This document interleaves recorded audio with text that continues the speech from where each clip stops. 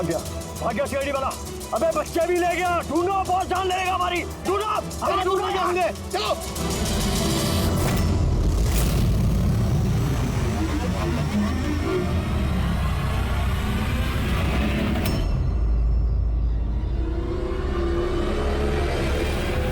Sir, Kailash की dance teacher का वो पीला स्कूटर मिल गया जिसपे वो हर बुधवार आती थी। ये आरटीओ से डिटेल निकाली इसकी? हाँ सर, नमिता नाम की लड़की है और ये कोई डांस टीचर नहीं है बल्कि एक मैटरनिटी हॉस्पिटल में नर्स का काम करती है।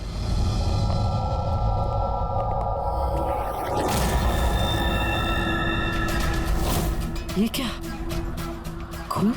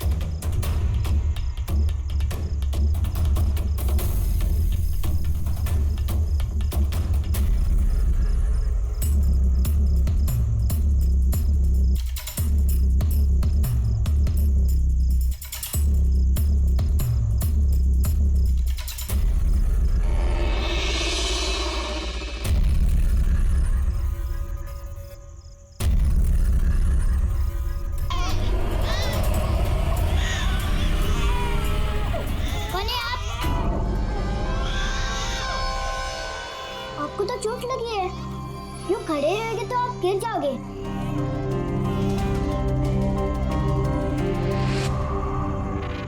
कितना खून बह रहा है आपका, आपको दर्द नहीं महसूस हो रहा है? बेटा आप यहाँ किसके साथ रहते हो? अकेले रहते हो? नहीं नहीं, माँ और बाबा है ना, पर वो आज शहर गए क्योंकि किसानों का रैली है ना, उसमें हिस्सा लेने। फिर तो मेरा यहाँ रुकना ठीक नहीं है, कहीं मेरी वजह से मासूम भी खतरे में न पड़ जाए।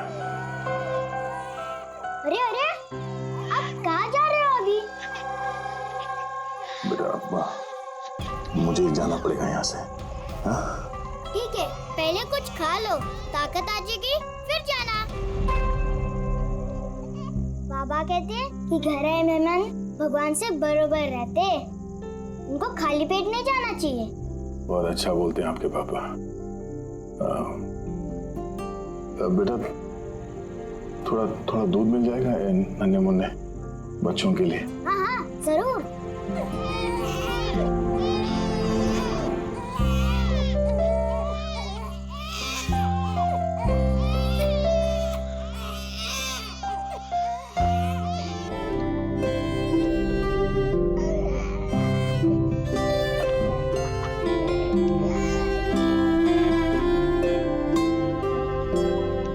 बॉस, नमिता का खून 1 घंटे पहले हुआ, आप लोगों के वहां पहुंचने से सिर्फ 1 घंटे पहले। 1 घंटे पहले? इसका क्या मतलब है? इसका ये मतलब है फ्रेडी कि खूनी ने इतनी लंबी प्लानिंग की थी कैलाश और सुनिधि को मारने के लिए, लेकिन नमिता को मारने में इतनी हड़बड़ी क्यों? इतनी हड़बड़ी क्यों? वो अगर चाहता तो उन दोनों के साथ इसे उसी वक्त मार देता। हाँ सर, 20 घंटे बाद उसने नमिता का खून किया और इतने सारे सुराग भी छोड़े। इसका क्या मतलब हो सकता है? अभिजीत, खूनी नमिता को मारना नहीं चाहता था। जरूर कुछ ना कुछ तो हुआ जिसकी वजह से उसे लास्ट मोमेंट डिसाइड करना पड़ा नमिता को मारने के लिए। पर ऐसी क्या मजबूरी थी खूनी की? सर मजबूरी, सर कहीं ये नमिता हमारे पास तो नहीं आने वाली थी? या फिर खूनी को पता चल गया था कि हम नमिता के पास जाने वाले? खूनी पड़ोसियों में से कोई एक है। उन लोगों ने हमारी बातें सुन ली थी। इससे पहले कि हम नमिता के घर पहुंचते, खूनी वहां पहुंच गया और फोन कर दिया नमिता का। एक काम करते हैं, सभी पड़ोसियों की कुंडली निकालते हैं।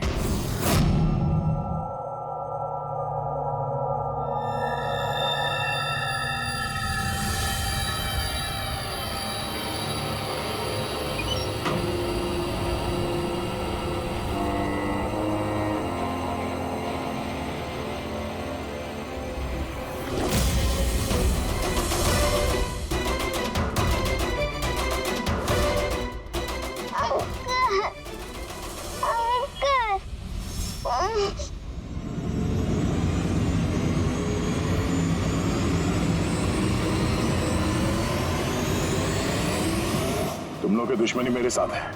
जाने दे बच्चे को।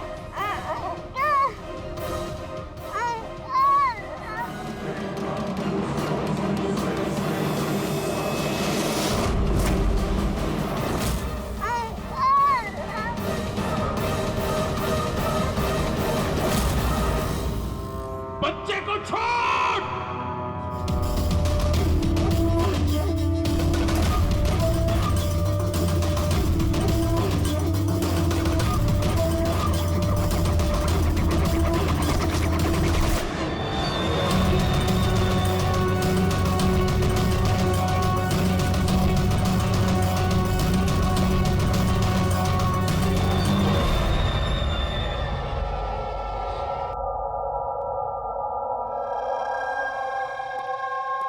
हाँ अभिजीत, सर सारे पड़ोसियों का मोबाइल फोन ट्रैक किया हमने, किसी का भी फोन नमिता के घर तक गया ही नहीं है और 2 लोगों के पास तो मोबाइल फोन नहीं है।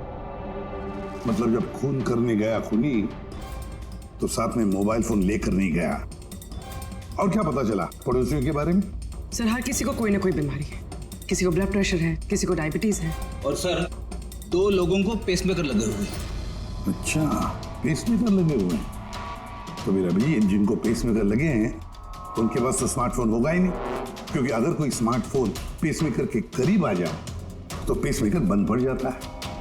कौन लोग हैं ये 2? सर जीवन और महेश, इनके पास मोबाइल फोन नहीं है। जीवन और महेश इनके पेसमेकर ट्रैक करते।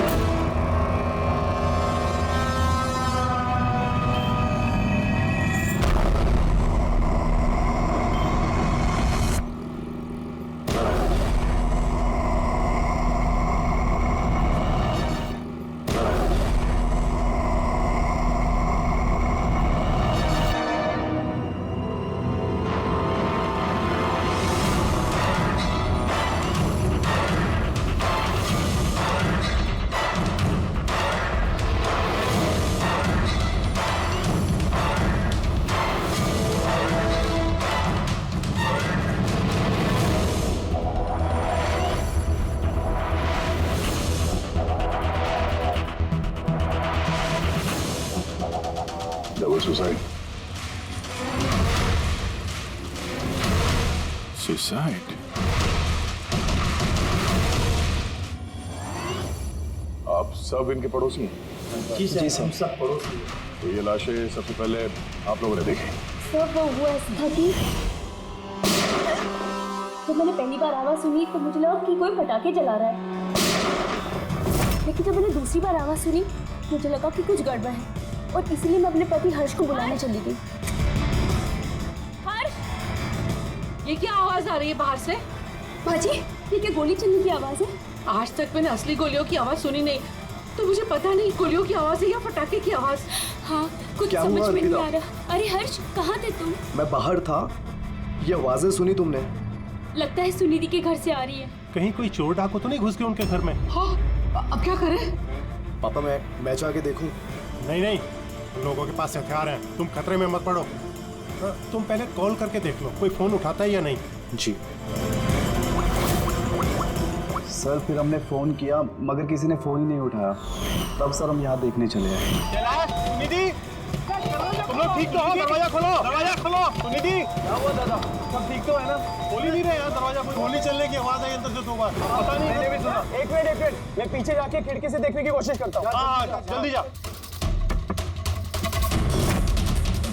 खिड़की से मैंने इनकी लाशें पड़ी हुई देखी सर,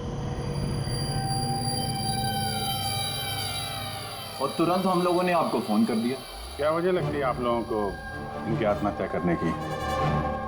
किसी परेशानी वगैरह से गुजर रहे थे क्या ये लोग? नहीं सर, और अगर गुजर भी रहा तो पता नहीं सर, क्योंकि ये ज्यादा बातचीत नहीं करते थे किसी से, अपने में ही मस्त रहते थे। कभी इनके आपसी झगड़े की आवाज सुनी थी आप लोगों ने? नो मैम, इनके आपसी झगड़ों की क्या, इनके घर से कभी लाउड म्यूजिक की भी आवाज नहीं आई। बहुत ही भले लोग थे। हेलो, हाँ तारिका? हेलो, आवाज नहीं आ रही है। एक मिनट, एक्सक्यूज मी, एक मिनट, मैं बाहर आ रहा हूँ।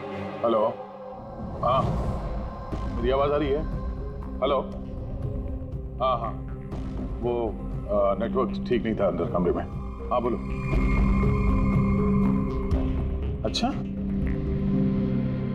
पर मुझे तो ऐसा लग रहा था जैसे मैंने पिछले केस के एविडेंस पे साइन किया था।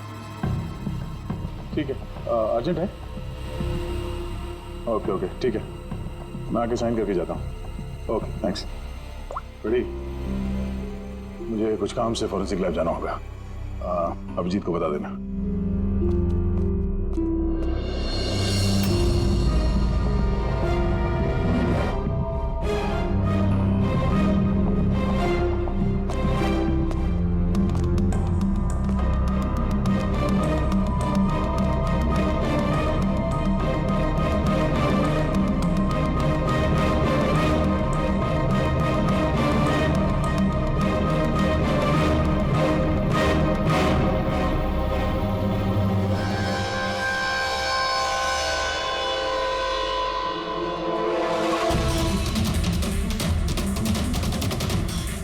पर खून? क्या हुआ सर? आप कुछ सोच रहे हैं? ये सुनिधि का चेहरा देख रहा हूं, एकदम शांत, जैसे इसको पता ही नहीं इस पे गोली चलने वाली है। यहाँ पे सब कुछ एकदम साफ सुथरा, लगता है किसी ने क्राइम सीन सजा दिया है हमें गुमराह करने के लिए। सर, यानी कि आपको लगता है ये केस डबल सुसाइड का है, बल्कि डबल मर्डर का है? कुछ तो है अजीब इस केस में। सब कुछ इतना सीधा साफ है नहीं जितना दिख रहा है।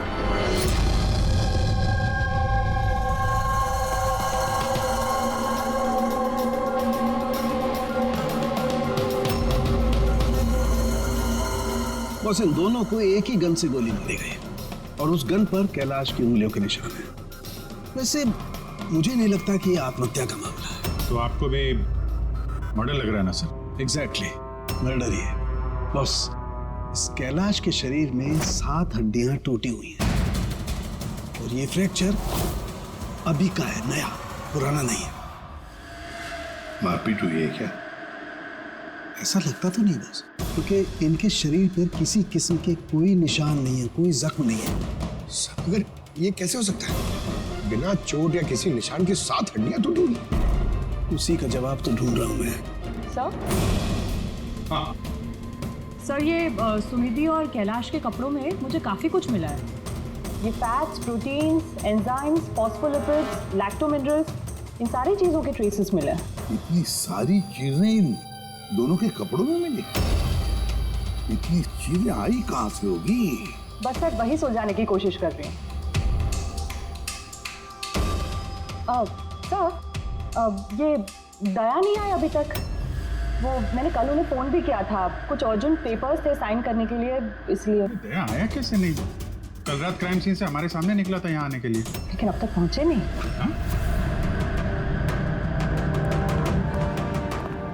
पूर्वी, दया को फोन लगा अभी।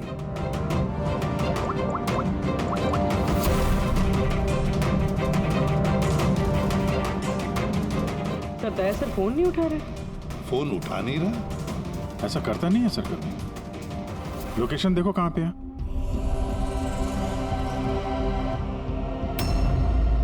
दया सर की फोन की लोकेशन तो क्राइम सीन पे ही है। हाँ? तो क्या फिर से क्राइम सीन पर गया?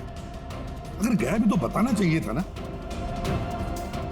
नहीं सर, फोन क्राइम सीन से निकला ही नहीं, वहीं पर है कल रात से। क्या? सर हम लोगों ने कल क्राइम सीन जब सील किया था तो दया वहां था ही नहीं, कोई नहीं था वहां पे। दया गया कहाँ?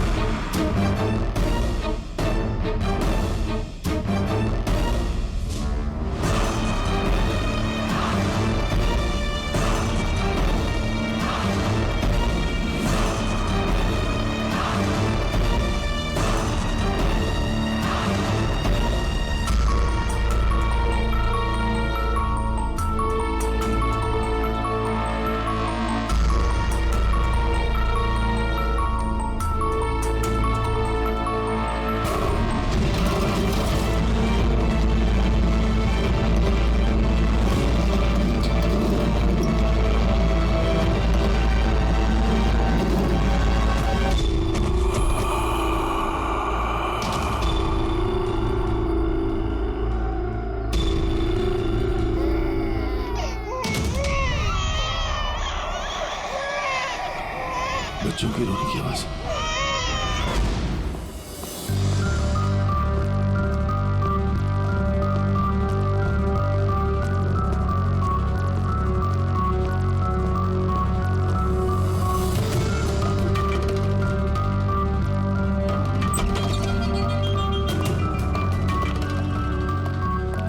सर दया सर का फोन तो यहीं पे ट्रैक हुआ है, कैलाश के घर पे, मगर दया सर तो कोई है ही नहीं। लेकिन फोन के लोकेशन तो अभी भी यही है ना? हाँ सर, लोकेशन तो यहीं पर है। सर कहीं कुछ? सर 2 खून हो चुके सर, और अचानक दया सर का गायब हो जाना। क्या तुमने दया को आखिरी बार कहाँ पे देखा था एग्जैक्टली? मैं यहाँ पे खड़ा था, एविडेंस चेक कर रहा था, और दया सर वहाँ पे खड़े थे, फोन पे बात कर रहे थे फॉरेंसिक लैब में, और मैं आपको बुलाने के लिए उस तरफ गया और वो अचानक पता नहीं क्या हो गया।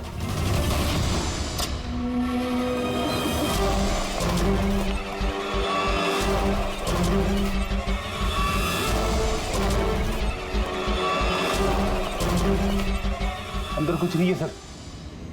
कमाल है यार, फोन तो यहाँ पे है, फिर गया कहाँ?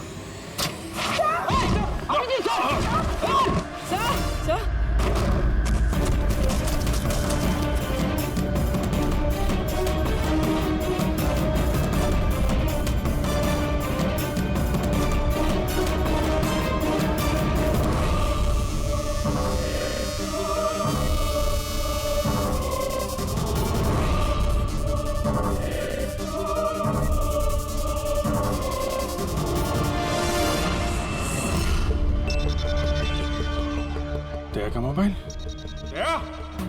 अभिजीत सर। सर आप ठीक है? हाँ मैं ठीक हूँ।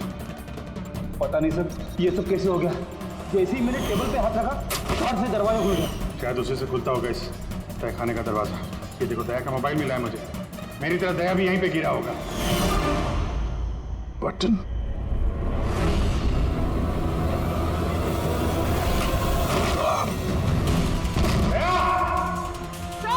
क्या सर?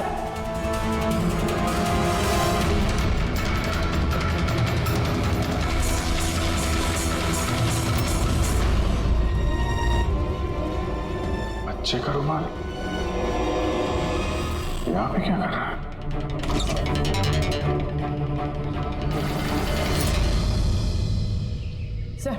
सर पीछे एक और दरवाजा है जो बाहर एक छोटी सी सड़क पर खुल रहा है।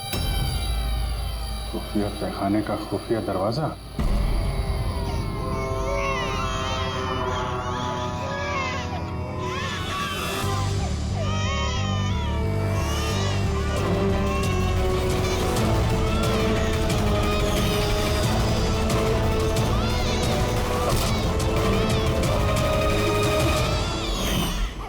थैंक गॉड बच्चे ठीक है। कम से कम इन्हें नशे की दवाई तो नहीं दी गई है।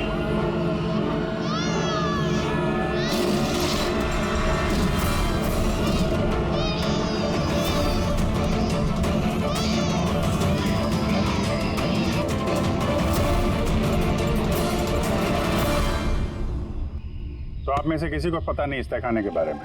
सर हम उनके पड़ोसी थे, रिश्तेदार थोड़ी ना थे कि हमें सब पता होगा कि क्या चल रहा है उनके घर में। सर इनके घर में अगर तहखाना है तो इसमें प्रॉब्लम क्या है? टायर का निशान है। आप लोग ऐसे पूछताछ करके क्या करना चाह रहे हैं जैसे हमने गुनाह किया हो? वो इसलिए कि एक सीआईडी ऑफिसर गायब है।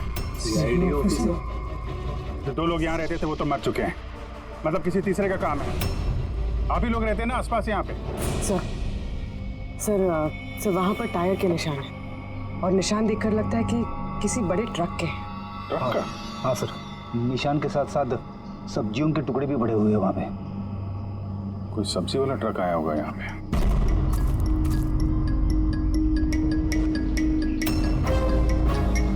ये मत कहना कि यहाँ पे किसी सब्जी वाले ट्रक को आते जाते नहीं देखा। सर हमने तो कभी नहीं देखा है। कमाल है, हर बात में ना। एक मिनट, आप लोग इधर आइए। पूर्वी इधर आइए आप लोग प्लीज। पूर्वी सर देखो। गन बेटा याद रखो, गन जो है ना वो खिलौना नहीं होती, उससे किसी की जान भी जा सकती है, हैं? तुम मुझसे वादा करो गन से नहीं खेलोगे। मैं कभी नहीं खेलूंगा। खिलौने वाली गन से भी नहीं? नहीं।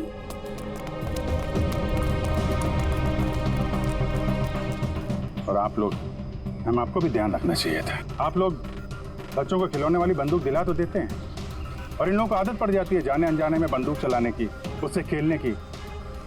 जब कभी असली गन उनके हाथ में आती तो उन्हें थोड़ी ना पता चलता है कि असली है कि खिलौने वाली, और ऐसे एक्सीडेंट हो जाते हैं।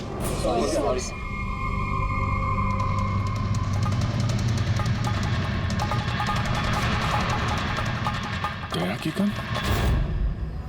अच्छा भाई बॉस ने कहा है आज की रात आएगी पार्टी, इन बच्चों की डिलीवरी लेना, ठीक है? वो तो ठीक है बॉस, बच्चे तो अपने सही जगह पर पहुंच ही जाएंगे, मगर इस सीआईडी वाले को करे क्या? बोलो तो इसे भी भगवान के पास पहुंचा दूं क्या? इसकी किस्मत में लिखा तो यही है। लेकिन फिर भी क्या है, बॉस से पूछ लेते हैं। अबे एक बात बता, तुझको क्या जरूरत है सीआईडी के पहलवान को यहाँ लाने का? साइज देखा है क्या अभी तू उसका? अबे यार अच्छा हुआ बेहोशी की दवा देकर पटक रखा है। होश में होता ना भाई तो भी कोहराम मचा देता है यहाँ पे, बता देना।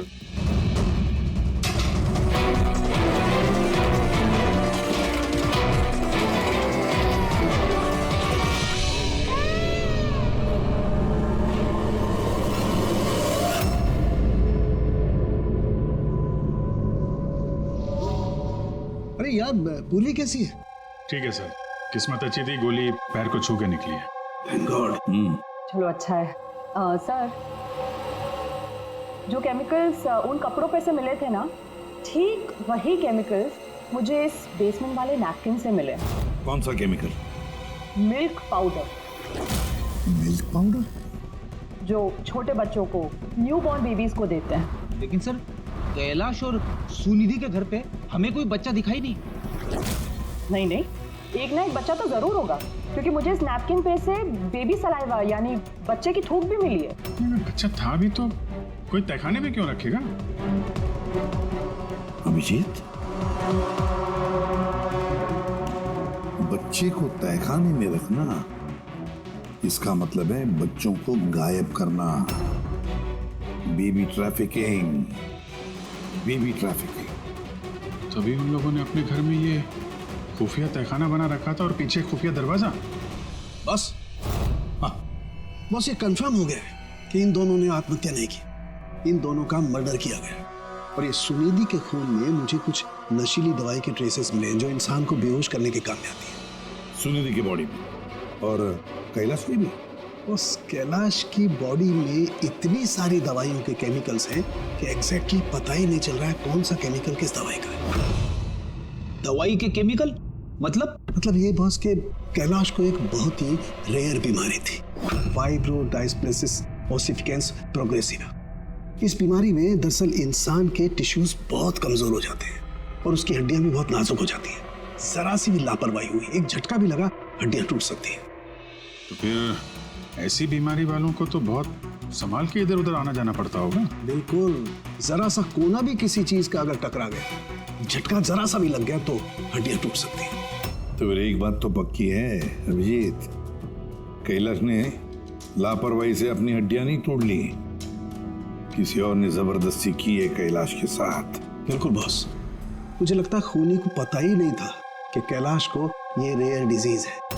उसने जोर जबरदस्ती की, उसे लगा कि मैं इसको खून की बजाय आत्महत्या में कन्वर्ट कर सकता हूँ। बॉस, ये इसकी ये इंडेक्स फिंगर ये अपने आप ट्रिगर पर नहीं गई, खूनी ने जबरदस्ती इस उंगली को ट्रिगर पर रखा और खुद जबरदस्ती दबाया और इसी जबरदस्ती की वजह से ये उंगली टूट गई। काफी लंबी प्लानिंग की थी खूनी ने। शायद उस वक्त खूनी तहखाने में ही छुपा होगा और दया को मिल गया। हो सकता है। उन सब्जी के ट्रक्स के बारे में क्या पता चला? सर, पंकज लगा हुआ है ट्रक के बारे में पता लगाने के लिए। ऐसे ट्रक वालों का पता लगा रहा है जो सब्जियों के व्यापार के लिए ट्रक किराए पे देते हैं। क्या हुआ? देख जल्दी दौड़ के देख क्या हुआ। अरे कुछ गड़बड़ है यहाँ पे। अबे कहीं वो सीआईडी वाला तो नहीं जाग गया, होश में आ गया वो। देख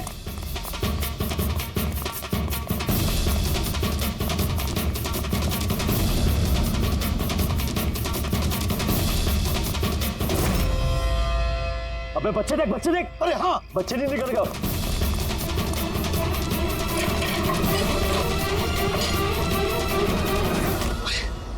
बच्चे राजू, अरे बताएगा कोई क्या हुआ? मुझे बता अमर, हाँ क्या हुआ?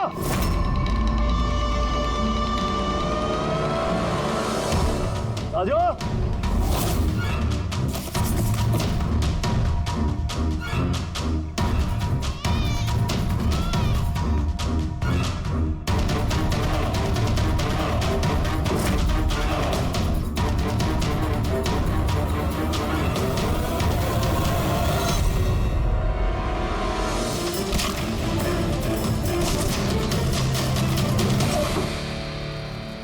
भाग्य बच्चा भी नहीं है। सिंपल सा खुदकुशी का केस है, लेकिन आप लोग सवाल जवाब ऐसे कर रहे हो जैसे खून हो गया हो। और अगर हम ये कहें कि ये खुदकुशी नहीं मर्डर है तो? मर्डर? जी हाँ, मर्डर। न सिर्फ ये मर्डर है बल्कि कैलाश और सुनिधि मुजरिम थे। बच्चों की तस्करी में शामिल थे ये लोग। बच्चों की तस्करी? हे भगवान, क्या क्या हो रहा है हमारे मोहल्ले में? और भी बहुत कुछ हो रहा है यहाँ पे। आप में से किसी ने कैलाश के घर में किसी अजनबी को आते हुए देखा है? किसी टेढ़े आदमी को? सर, हम तो काम से काम रखने वाले लोग हैं, हमें क्या पता कौन किससे मिलने आता है और कौन किससे नहीं। वाह, ना किसी ने कुछ देखा, ना किसी ने कुछ सुना, और ना आप बोलने को तैयार हैं। उन 3 बंदरों की याद आ गई मुझे। ना बुरा देखते हैं, ना बुरा सुनते हैं, और ना बुरा बोलते हैं। कमाल है आप। अबे वो गाड़ी में भाग रहा है, देख। ओए पहलवान रुक गए।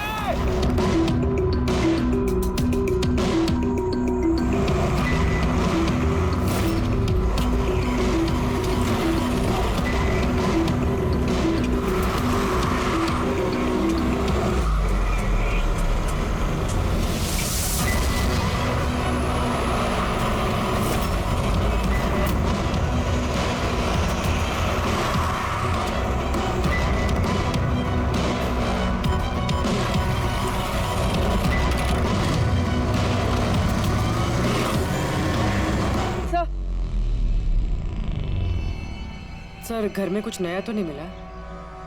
ये घुंघरू मिला है जो शायद नए हैं। घुंघरू? ये सुनिधि डांसर थी क्या? नहीं सर, सुनिधि नहीं, कैलाश। वो भरतनाट्यम सीखता था। कैलाश भरतनाट्यम सीखता था, सुनिधि नहीं? हाँ सर, कैलाश सीखता था। हर बुधवार को उसकी टीचर आती थी, पीले तरंग के स्कूटर पे। अच्छा, बाकी कोई चीज तो आपको याद नहीं? ये बात इतनी डिटेल में कैसे याद है? क्योंकि मैं खुद डांस सीखना चाहती थी, इसलिए मैंने कैलाश से उसकी टीचर का नंबर भी मांगा था, लेकिन उसने कोई बहाना बना दिया। और एक दिन तो मैं उसकी टीचर के पास भी गई थी, उनको कहा कि मुझे आपसे डांस सीखना है, लेकिन वो कहने लगी कि उनके पास में वक्त नहीं है। I see। अगले सुराग की कड़ी मिल गई है शायद हमको। ये कैलाश तो डांस सीख ही नहीं सकता, उसे तो हड्डियों की बीमारी है। सर शायद ये भरतनाट्यम टीचर उसी गैंग की मेंबर है जो जुर्म में शामिल है। एग्जैक्टली। हर बुधवार आती थी ना ये डांस सिखाने। पिछले 3 बुधवार के फुटेज निकालो टोल नाका से, पता करो कितनी लड़कियां पीले स्कूटर से गुजरी, उन्हीं में से होगी अपनी ये डांस टीचर। हाँ पंकज, क्या पता चला ये सुनिधि और कैलाश के बैंक रिकॉर्ड और मोबाइल फोन से? कुछ खास नहीं, बहुत चालाक हैं। अच्छा, वो सब्जी वाले ट्रक के बारे में क्या पता चला?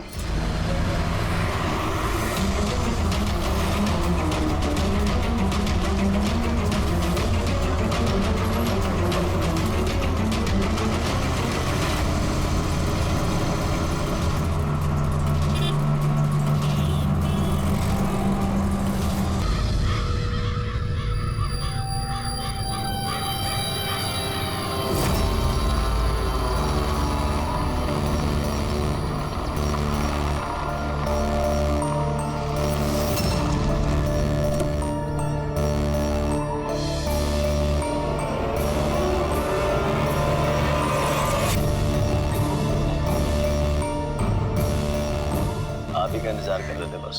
बच्चे कहाँ हैं? अंदर ही है बस। बॉस, इसका क्या करना है? मार दे उसे।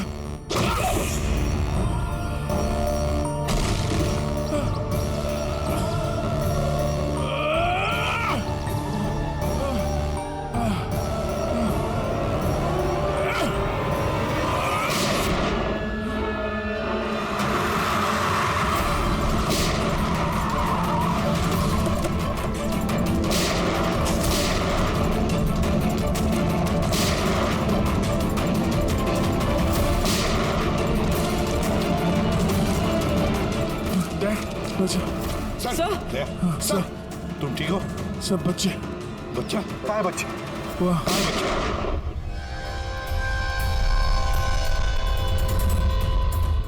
बस जीवन नहीं तो इन बच्चों के साथ क्या क्या होगा मुझे बताने की जरूरत नहीं है। जीवन तुम्हारा खेल खत्म हो गया, अब चुपचाप अपने आप को हमारे हवाले कर दो। ऐसा डायलॉग नहीं। देखो जल्दी से हॉस्पिटल ले जाना पड़ेगा। वही कहीं नहीं जाएगा, ज्यादा होशियारी नहीं करना। वैसे तुम सीआईडी वाले यहाँ तक पहुँचे कैसे? सीआईडी मुजरिमों तक पहुँचने का रास्ता निकाल ही लेती है, और इस बार रास्ता बताया तुम्हारे धड़कते दिल के बगल में जो पेसमेकर है ना, उसने। पेसमेकर? हाँ पेसमेकर। तुम्हें क्या लगता है कि तुम्हारा पेसमेकर तुम्हारी दिल की धड़कनों का रिकॉर्ड रखता है? अरे उसके साथ साथ वो ये भी रिकॉर्ड रखता है कि तुम कहाँ जाते हो और कहाँ से आते हो, समझे? बस पता लगा लिया हमने। नमिता की मौत के वक्त तुम उसके घर में ही थे। जीवन जी, सुनिधि और कैलाश की मौत के वक्त तुम सो नहीं रहे थे, तुम जागे थे। ये भी तुम्हारे पेसमेकर ने हमें बता दिया। अगर मैं उन्हें नहीं मारता तो वो मुझे मार देते, मेरा सारा धंधा हड़प कर लेते, इसलिए मैंने उन्हें मारकर आत्महत्या दिखाया। तुम्हें अंदाजा नहीं था है ना कि सीआईडी वाले तुम्हारे बंद तहखाने तक पहुंच जाएंगे और तुम्हारा अंडा फोड़ देंगे। ये सब तुम्हारे इस ऑफिसर दया की वजह से हुआ। गलत समय पर गलत जगह पहुंच गया वो। अब पुरानी आदत है दया की, मुजरिमों तक पहुंचने के लिए हमेशा गलत वक्त और गलत जगह पे पहुंच ही जाता है। क्यों दया, ठीक कह रहा हूं ना मैं? दया?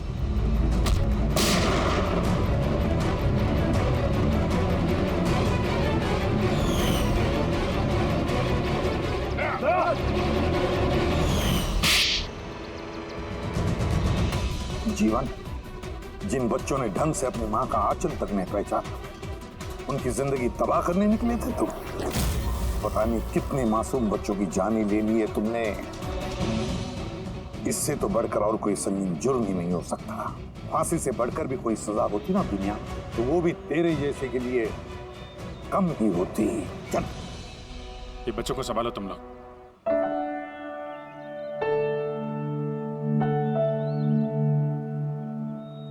टिकू, आपने हमारी बहुत मदद की है, बहुत अच्छे दोस्त हो तुम। फिर मिलेंगे। Okay uncle. ख्याल रखना अपना। अभिजीत, दया को हॉस्पिटल लेकर जाओ। Yes sir. अरे यार, ये हॉस्पिटल नहीं चलता है। मैं ठीक हूँ, जाने की जरूरत ही नहीं। नहीं भाई साहब, सर का ऑर्डर है, आपको हॉस्पिटल जाना है तो लेके चलना पड़ेगा। चलो यार, एक काम करते हैं, हॉस्पिटल चलते हैं, फिर पट्टी वट्टी करके निकलते हैं। हाँ, मैं तो कहता हूँ यार एडमिट हो जाओ, क्या पता कोई अच्छी सी लेडी डॉक्टर मिल जाए तो शादी वादी हो जाएगी। शादी? ये शादी का ख्याल कहाँ से है? अरे यार, इतने प्यारे प्यारे छोटे छोटे 3 मासूम बच्चे हैं, इनको तुम संभाल रहे थे। एक केस में मैंने भी 2 बच्चों को संभाला था, तो बच्चों को संभालने की आदत हो गई है, शादी भी संभाल लेंगे। अच्छा, तो काम करते हैं, हाँ, किसी अच्छे से हॉस्पिटल में जाके एडमिट हो जाते हैं। देखते वहाँ पे कोई अच्छी गुड लुकिंग डॉक्टर मिल जाए। चलो मैं भी चलता हूँ, मैं भी एडमिट हो जाऊंगा यार।